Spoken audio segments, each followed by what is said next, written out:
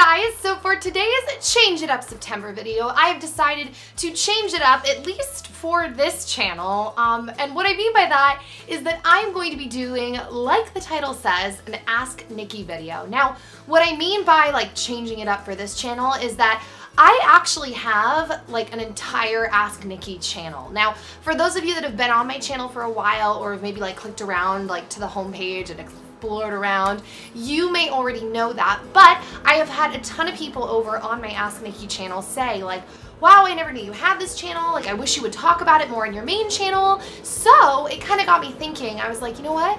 I should talk about it more on my main channel. Actually, I'm gonna close this window behind the camera because I'm realizing it might get kind of loud. Oh wait, it just got kind of quiet again.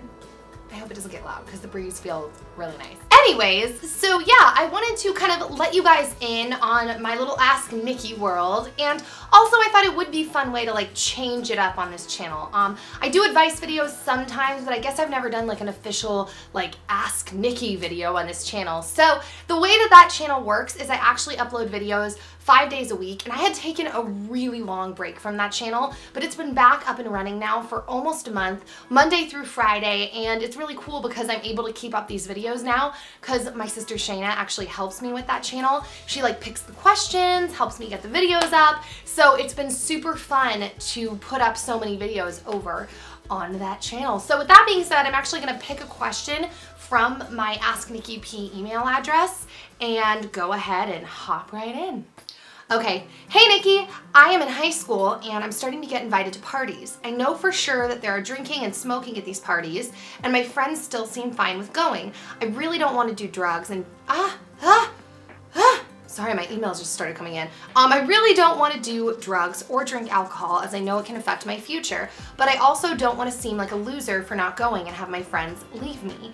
All right, so there's a couple answers to this question. The first one, I'm gonna kind of like give my different, I don't know, opinions. Oh, also before I do that, if you guys ever have opinions on anything I say or a different point of view, always feel free to leave it in the comment section because I am definitely not like the say-all on anything for that matter. Okay, so the first thing is, just because you're going to a party where people are drinking or doing drugs, while I wouldn't necessarily recommend, you know, going to, you know, frequenting these parties, it doesn't mean that you have to. Like, just because you're there doesn't mean you have to partake. And I would say a lot of the times people, like I remember in high school, people were pretty cool with the fact that I didn't want to be involved in any of it. Like I was just like, no, I wouldn't stand there and go, no, I do not want to partake in drinking and drugs. I was just like, oh no, I'm good. And no one really ever harassed me. I mean, sometimes if someone was like really drunk or on some kind of weird drugs, sometimes they'd say something, but people didn't really harass me. And so I think that kind of seems, I mean, maybe I'm wrong, let me know, but I feel like that seems to be more prevalent in movies or if people are really intoxicated than in actually like in real life. I feel like people tend to be kind of cool about it. That's the first thing.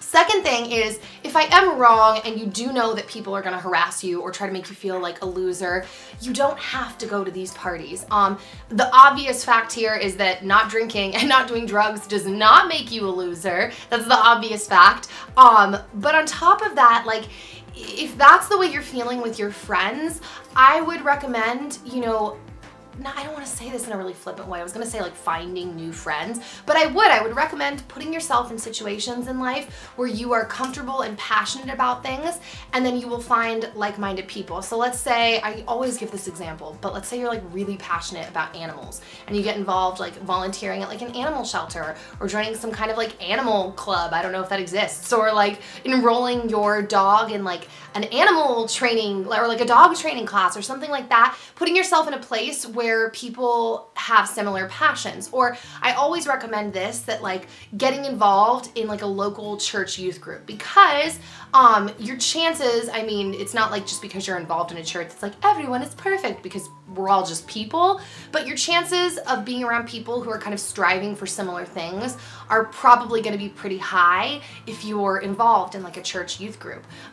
It's not you, and because you don't want to be involved in something that really could really mess with your future, not only because of stupid things you can do while you're intoxicated or drunk or whatever, but also because you're young and you're developing, and it's just not good for your body. So yeah, that's the first thing. I wouldn't feel pressured because your friends are doing it. And like I said, I'm telling you, if they're really pressuring you to do that, it's not that like, oh, they're not very good friends. I mean, that's kind of true, but it also just says a lot about the people that they are. And there is this saying that like, you are the average of, I don't even know the number. We'll just say like the 5 people you hang out with. It's some number less than 10. You are the average of those people that you hang out with. So if you're surrounding yourself with people who aren't very passionate or motivated for life, and people who don't really like their parents, people who kind of go in and out of relationships all the time, those are gonna tend to be behaviors, you know, you might be more likely to fall into. And that being said, you can kind of be like the light in the situation or in the friends and kind of help your friends. But in general, you want to strive to be around people and be friends with people that you respect and admire, and you guys can kind of bounce ideas and have conversations about life and all those kind of things. So yeah, that would be my answer to you. You will be okay. Enjoy high school while you're in it, because it doesn't last that long. And yeah, just try to find yourself, surround yourself with positive, like passionate people. So yeah, I feel like I'm now just gonna be rambling and talking for the sake of making this answer longer, but that's my answer.